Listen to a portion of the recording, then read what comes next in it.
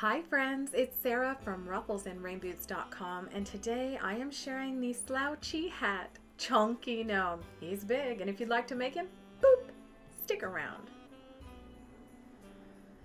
As always, please like this video so I know you're here crafting with me. It also helps me a great deal with that YouTube algorithm. So here is our big chunky fella. He is using the largest of the 3 included slouchy hats. I left it unglued to show you. He is a big fella. I'm also going to show you how to do the beard. So I get asked a lot about how I cut my patterns. It does not matter. If you're new, the chalk method works great. You can use it with scissors or a rotary cutter. Just make sure you're cutting on the inside of that line. Take it over to your sewing machine and use a generous seam allowance because this boy is heavy on this body, and use a 1/4 inch seam allowance on the arms. And then when you get to the base, go ahead, pin one side, hang it upside down, get the 2 points, pin those together, and then just start splitting the difference with the pins. This is something you will get as you transition away from being a beginner sewer, but it's okay to look like Pinhead from that really scary movie when I was a kid. On the mittens, you're going to go slow. You can either cut them like I do or trace it onto 2 larger pieces of felt and sew them together. Just pay attention to the transition between the thumb and the hand part. But I assure you, you can go slow and get these wonderful curves every single time.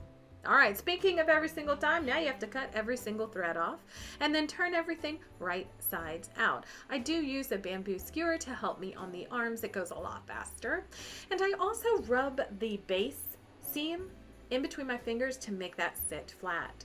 It will sit flat either way because we're about to put 3 cups of poly pellets in this thing, making it nice and hefty before we stuff it completely with polyfill. I get asked a lot about how much to stuff. Well, first you're going to make sure everything is smooth, and then you're going to poke it. And if it returns to its original form before you poked it, you're in. That's it. Now we can move on. For the wool lock beard, I just want to show you, if you're new, put the arms on. Okay, and then put on if you've made an apron or anything like that.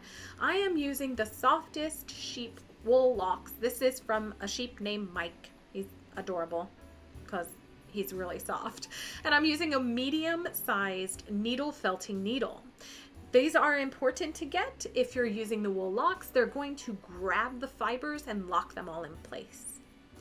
I'm going to use a piece of chalk, and I'm just going to get an idea of where everything needs to be by looking at the nose and the arms. And then I'm going to play with this stuff because if you've never used wool locks, you want to snuggle them. I think I need a sheep in my life because snuggling these things, it's just so soft and silky and shiny. It's kind of hard to show on video, but they're really shiny.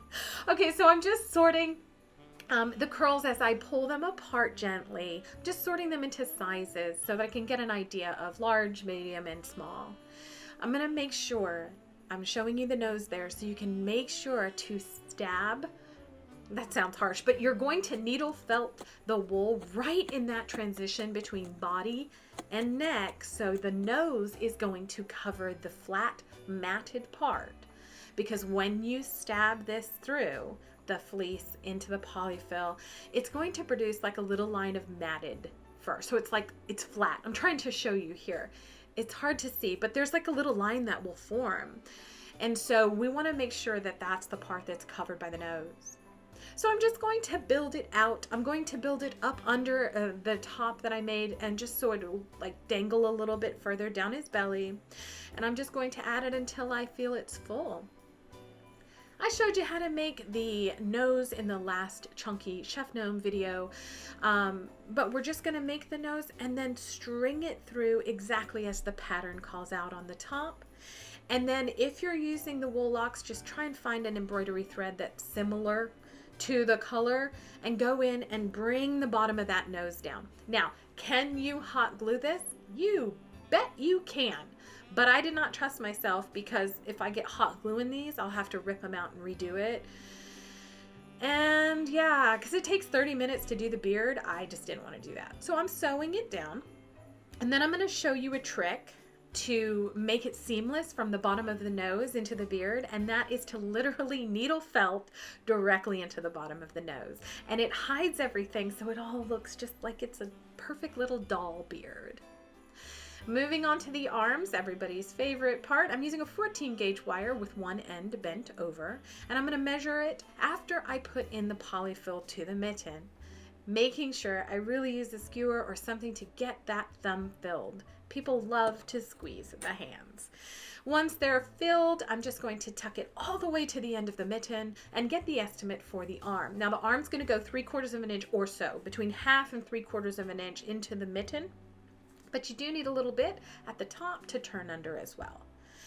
To assemble, I'm 5. I'm just going to sit here and play with them for a second. But to assemble, you can either do it the way I showed you in the Chonky Chef Gnome, or you can do it like this, which is to stuff the arms with polyfill and then run that wire just along the seam and then tuck in the edges.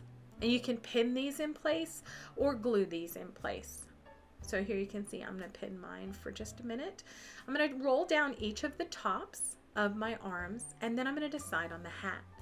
Included in the hat pattern, you have 3 different sizes and 2 styles of slouchy hats. You can give them a brim, tuck it up, sew it first, and then put right sides together and pin, or you can give it a trim afterwards. There's a ton of things you can do, but basically right sides together, give it a 1/4 inch seam allowance, and Bob's your uncle, we're ready. This is the part that I dislike the most, to be honest. I'm going to go ahead and glue these mittens down so I can reduce the number of pins, and then I'm just going to sew these arms on. I have been asked if you can hot glue them. Yes, you can. I, however, think that if any place is going to fail, it will be the arms, because people will move them and pose them and squeeze them. So I choose to do a stitch all the way across the top and then back the other way with X's. These things aren't going anywhere, but you just want to make sure it's not going to pull the fleece out of shape or warp that top column. And I messed up because I sewed that piece, that wire you can see at the top of that one arm, I sewed it in. I can't get it out, so he's gonna stay like that forever. Once he is got his arms on, we're just going to finish stuffing that column. This is important if you're using the smaller of the slouchy hat gnomes, but if you're using the larger hat, you don't have to do this. Medium hat, you don't have to do it as well, but I'm going to show you. This is the medium. This is the large, has that nice round bump at the end, which will tuck up under the gnome. And the small also has a nice little tuck, and it's sort of just to keep it all nice and tight, if you like that look. Again, this really changes the look of the gnome, which is why you have 3 different sizes to choose from. I chose the large because I'm going to make him like a little sleepy guy. I'm going to add a little bit of trim here that matches the hat, just with hot glue, not going crazy. And then I'm going to give him a little teddy bear I got from the Target and pop over his hat, and he's done. What do you think? Let me know in the comments below. Will you make him? Will you name him for me?